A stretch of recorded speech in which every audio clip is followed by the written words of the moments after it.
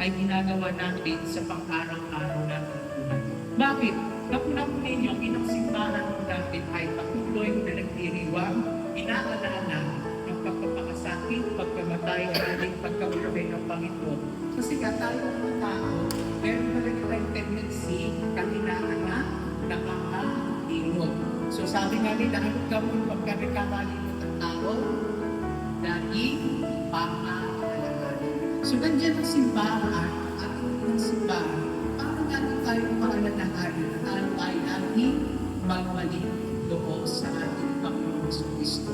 At bahagi ng pagbabalik loob sa ating Panginoon Kristo ang paggawa natin ng kabutihan.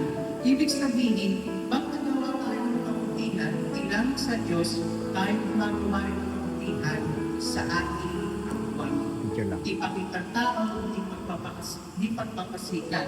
Kasi tatandaan po natin, diba, meron isang kwento, isang bahagi ng banal na kasulatan sa ating mabuting balita.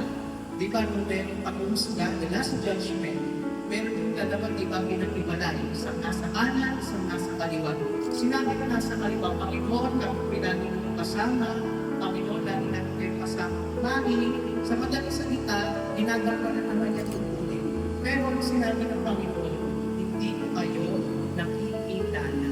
Mahirap kasi kumating po sa mundo ng ating buhay, pag lumalaman tayo sa ating Panginoon, sasabihin sa atin, nagharap-harapan, hindi niya tayo nakikilala. Bakit? Dahil hindi natin ang gampanan at kumanya tayo sa paggawa ng mabuti na nagbukat sa pagiging